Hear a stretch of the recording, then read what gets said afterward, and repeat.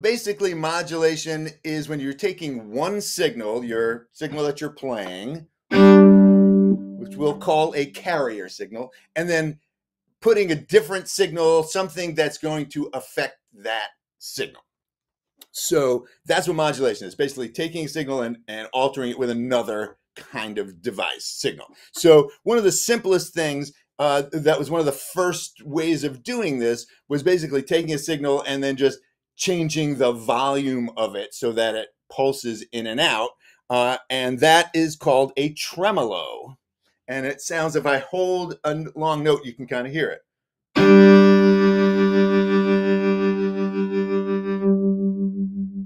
Right? You know, that used to be kind of the sound. Guitars would use that, like surf music. You'd hear that, that tremolo. And typically you can change the rate. So I can speed that rate up. Huh.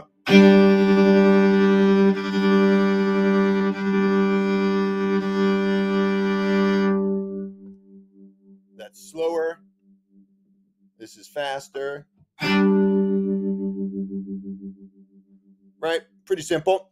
So that's a very simple modulation effect. Another very similar one to that is a rotary speaker. And this got really started out with Leslie speakers, which are these big speaker cabinets, big piece of furniture, wooden box, stands about this tall. And they got started for organ players, for like Hammond organs and things like that. They would put them through these big speakers. And in this Leslie speaker cabinet, there would be two speakers, one up on top that was a horn that was spinning around, and then another one on the bottom that I believe was spinning in the opposite direction. I'm not positive of that. But the idea of this is that this rotating speaker would send the signal around, spatially around the room, and create a Doppler effect. So that's the, you know, the kind of thing like when a siren goes past and it changes pitch. So it was kind of changing the volume of it and also changing the pitch of it a little bit as it would oscillate around. Here's an example of what that would sound like. Now that's subtle right there. And also Leslie's always had a button that was fast, slow. So you could change that, and what it would do is the speaker would turn around either slowly or it would suddenly start spinning faster. But actually, it wouldn't suddenly start spinning faster. It would ramp up because it was a physical speaker that there was a motor, and it would go from slow to faster and faster. So what I'm doing right here, just so you all understand, I have a multi-effects processor called a Kemper Profiler, and it's an amp simulator with a bunch of different kinds of effects that you can add. So what I've done is I'm just kind of bringing up some of these effects. I don't have an actual Leslie cabinet here. Very few people do anymore. But there is a fast slow button, and if I crank it up, now you can hear that. And you can hear it's getting faster. Now I'm going to hit it down to slow, and you'll hear it slow down.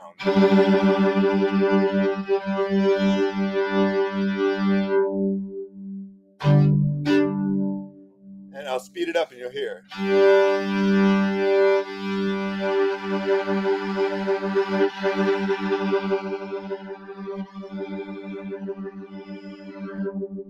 And you can hear it's kind of a little out of tune, and it's like, so it's giving you this kind of interesting color and sound, but it's very primitive in the way it's producing that. It's actually a Doppler, a physical Doppler effect. Of course, this is a digital recreation of that, but that's how that works. It just takes the sound and spins it around.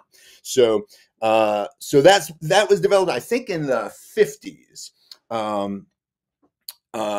So that's kind of old. The first thing that I showed you, the tremolo, actually was the very first modulation effect that was sometime in the 40s that they developed that, because it was quite simple to do. All right, moving right along. Let's look at phasing. Okay, so the way phasing, first of all, phasing sounds like this.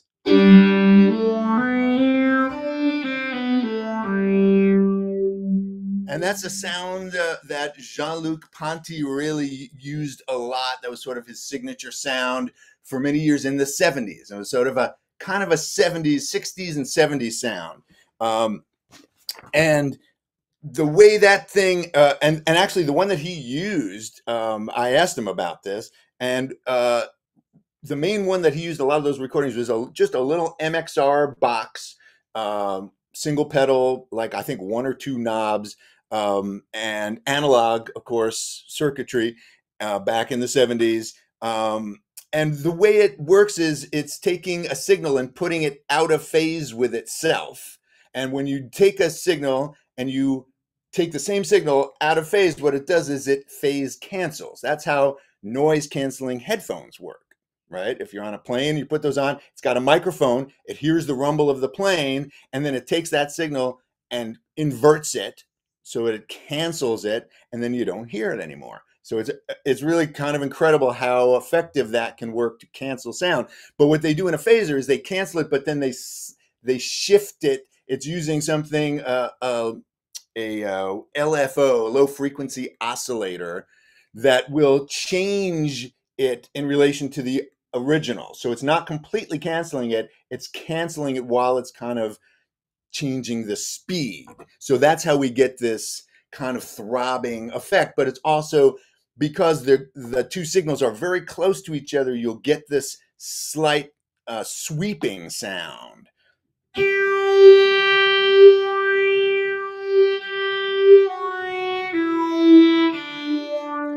And of course, you can change the speed of that.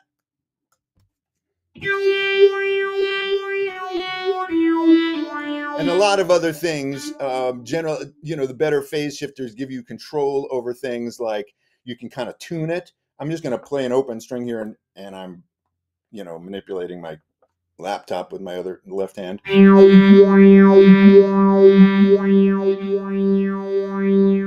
it more like that. You can make it more like less whiny, more whiny for robot space effects. Stuff like that. The depth of how far this LFO is traveling.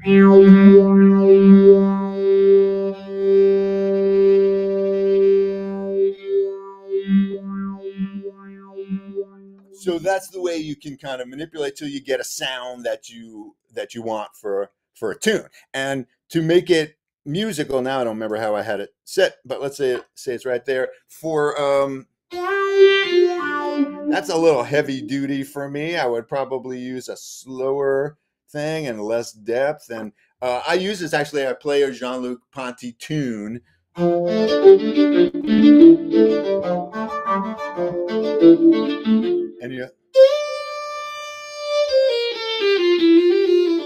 it changes it. It sounds a lot like a filter, which is like a wah-wah pedal is a filter. Filtering is not a modulation effect per se, but there's so much overlap between these effects.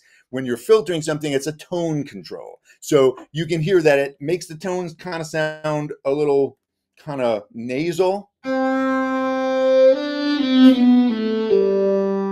little bit bassy, that kind of thing. If I take it off and just have without any effect, that's what it would sound like. So that's what phasing does. All right, moving right along. It's very similar to another effect, which is called flanging. And that sounds like this.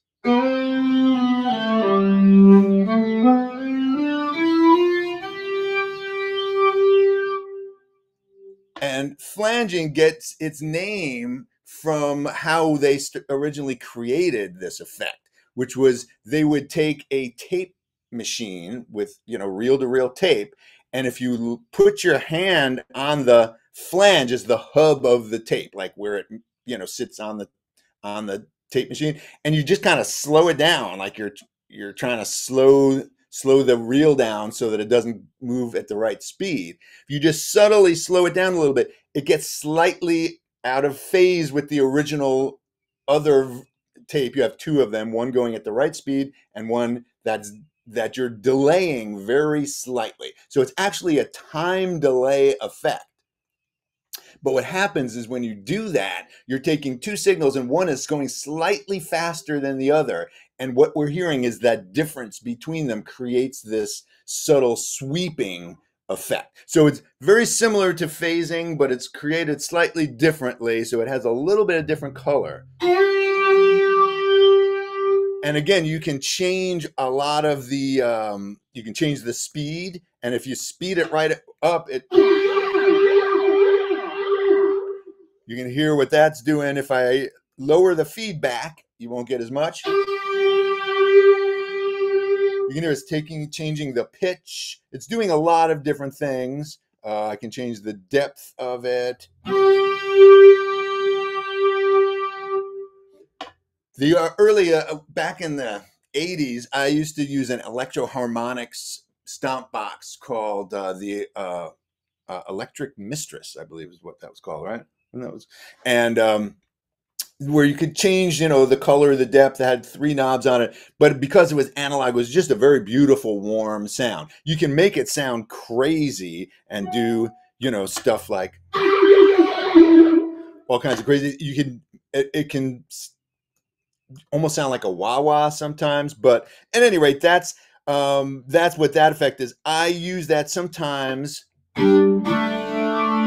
There's a more subtle version. This is more typical of the way I would use this, and it sounds really good with distortion. Hendrix used it a lot with distortion. It kind of just gives a kind of I don't know, magical kind of sound. Let me try to crank up my distortion on this just for a second. So that's kind of a cool sound. If I take it off, that's just straight. With the flange.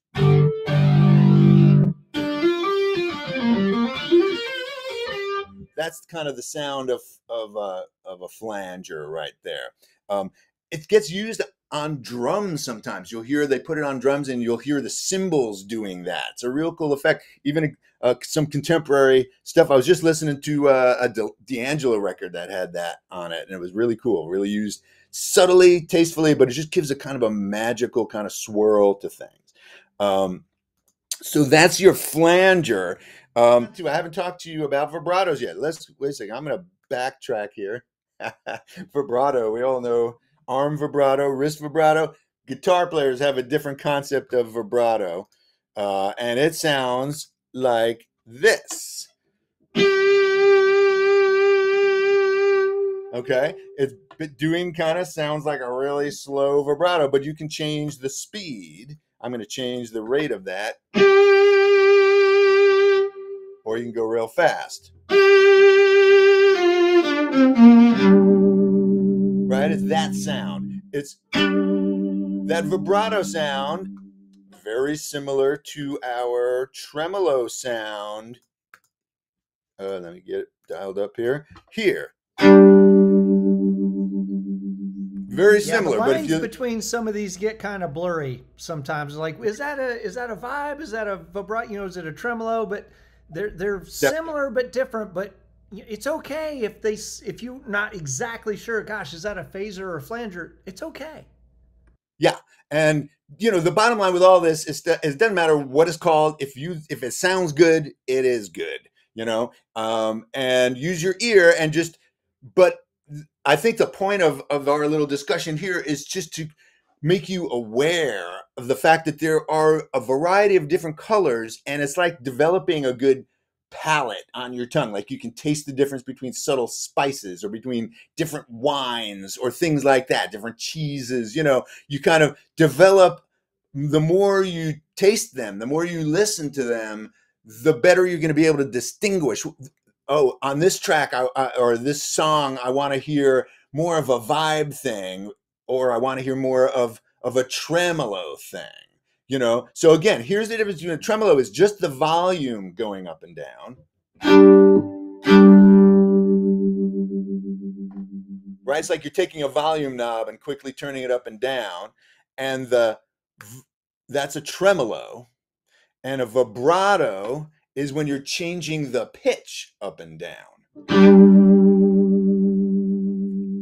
hear that? It's different. It's different. So, but then you can combine some of these things. Before we do the combine thing, which is kind of what the Univibe does and some of these other things, I want to show you what a chorus sounds like, because that's a really popular sound that was popularized in the 80s a lot, like Andy Summers from the Police used it a lot. And that's chorusing is you're taking a signal and having another version of it that's a little bit out of time with the original, and it creates a slightly different pitch, and it's pitch shifted as well. So you can hear a little bit of a rolling sound, and that's where the pitches are combining and recombining. And if you add a delay to that, an echo,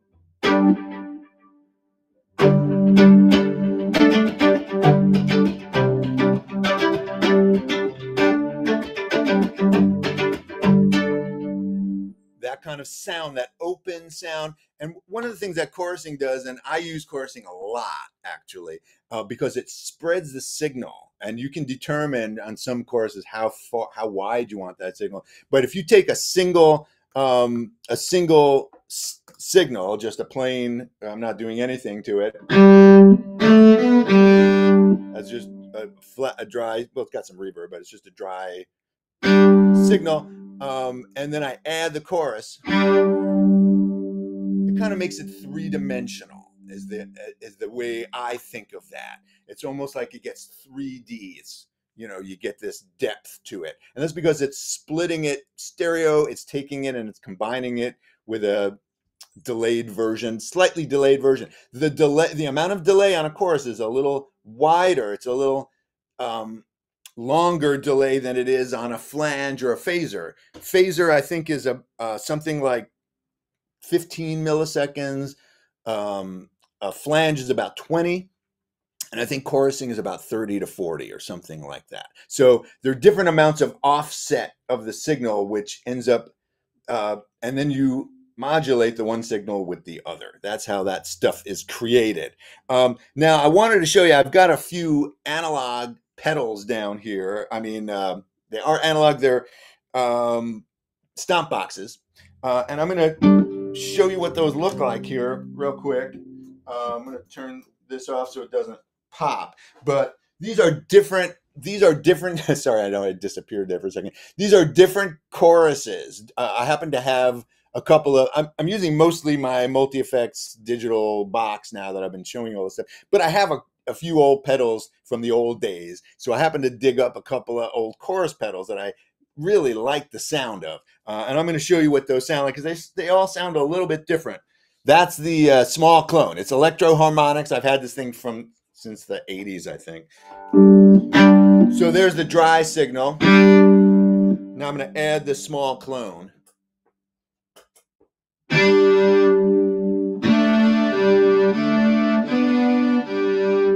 It's a real beautiful musical pedal. It only has like really one switch, wide and narrow. That's the depth, and you can get a little crazy. I never use it like that. I'll use it like this.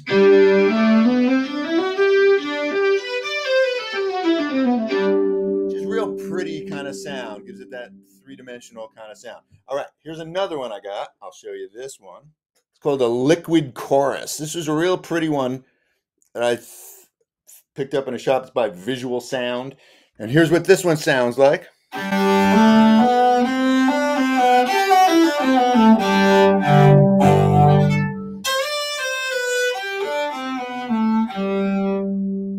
Just a little different character. Just thought I'd show you since I got them. Now, here's what I want to show you, though. So this contraption, this is called a Univibe. And it comes with a pedal that controls the speed of it with a stereo cable you connect it with. And this is a combination of a vibrato and it's kind of like a phaser. It's kind of its own unique circuitry. kind of combination between the vibrato, a phaser, and a little bit of trem almost. But you can also set it to, instead of being a vibrato, to a chorus and a phaser. So, but it's, again, an analog old box that Hendrix used to use, actually the very same thing that I've got here. Yeah, I thought if I bought that pedal, I would sound just like him. That's what they told me at the store. They promised me that. The pedal controls the rate, the speed of it. So kind of like, it's kind of similar, and I think it was developed to be a smaller version of a Leslie cabinet, which were used quite a bit back then. That was the one with the rotating speaker. So you can, with this pedal, you can make it go from slow to faster. And it has a really warm,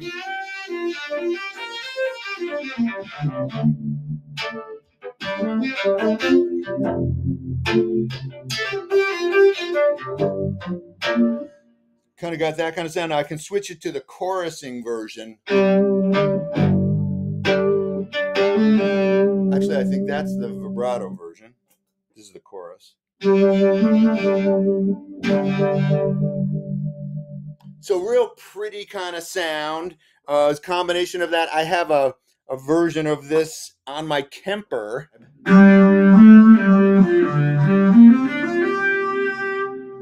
Pretty close approximation. Of course, you can change the speed of that.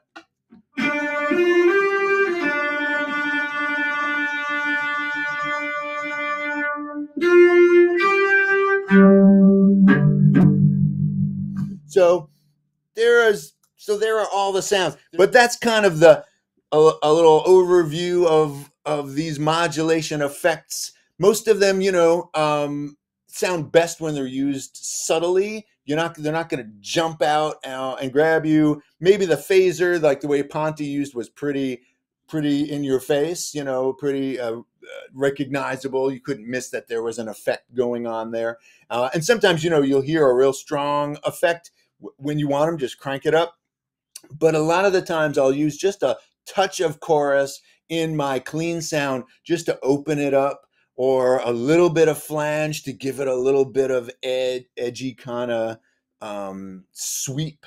Especially like flanging is really nice if you, it gives this, let me call it up here again.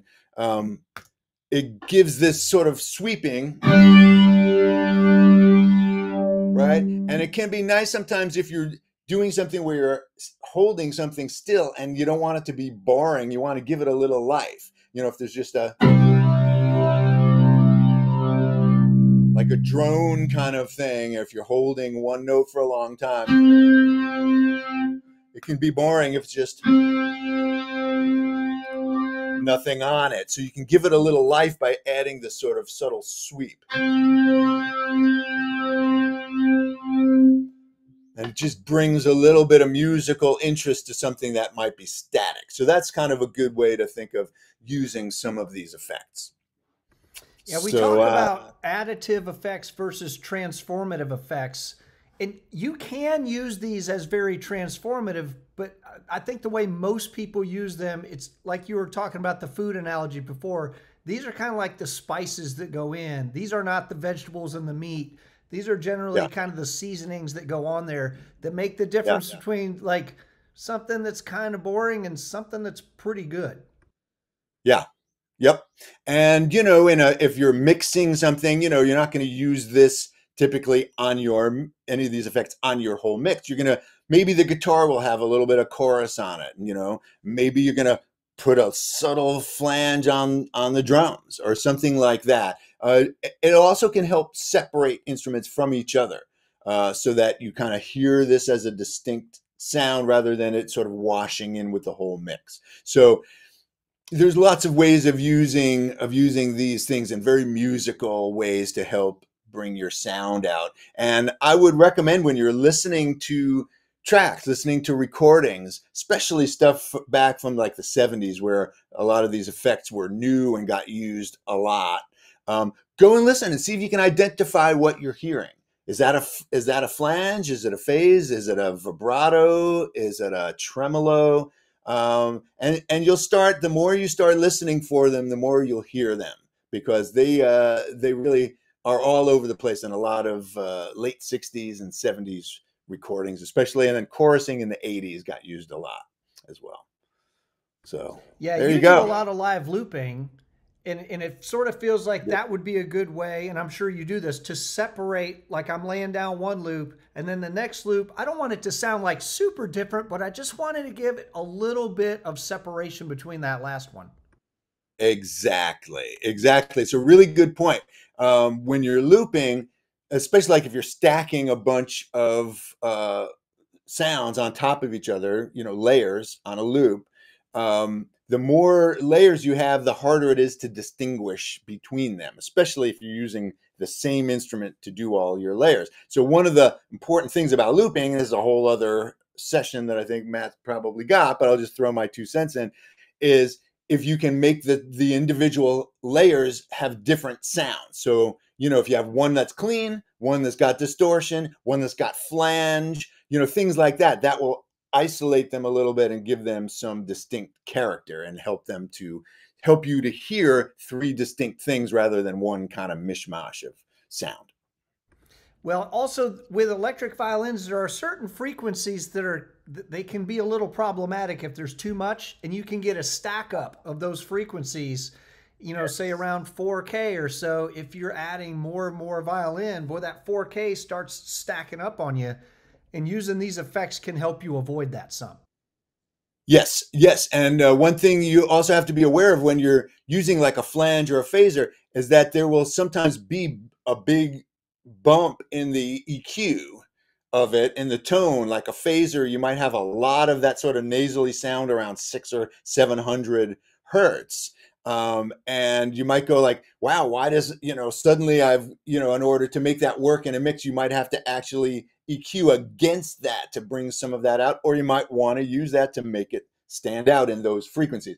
But a lot of these modulation effects will really bump certain frequencies, and they may confuse you a little bit, because like a flange that's sweeping up and down at one point is really bassy for a while, especially if you have it on a slow speed. It might be like bassy for 4 or 5 seconds, and then it gets really thin, and then it gets real trebly for 4 or 5 seconds. And you're going like, what's going on? I can't EQ this. So, you know, you just got to expect that that's the nature of the flange. And if it's doing too much of that, turn the amount of the effect down, or the depth of the flange, so it's not sweeping from a really low frequency to a really high one, but it's maybe going from a mid to a little higher mid, a lower mid. So you can control those things usually within those effects. And that's why you might want to control them, because they can mess with your EQ of a whole mix or whatever. I was going to say, during your playing, you're doing a lot of kind of this percussive bowing stuff. If a fellow wanted to learn about that, how would somebody find out how to play like that? Gosh, you know, there's almost nowhere that you can find good instruction for how to play rhythmically. But luckily, I've started a website called the Strum Boing Groove Academy. And that's where you can find instruction about how to play rhythm with your bow. I call it Strum Boing because I ripped it off from guitar players. Just like all these effect pedals that were all designed pretty much for guitar players. So there you go. StrumBoingGrooveAcademy.com. Thank you, Matt. Awesome, man! Thank you for joining us and sharing all your wisdom and the history of all this stuff. I'm sure it's going to help people to just add a little bit, little something extra to their electric playing, that is going to help separate it from just kind of the normal boring thing that you hear a lot. Yeah, and if you were wondering where you can find some of these effects pedals and find good advice on how to use them, the electricviolinshop.com is your go-to.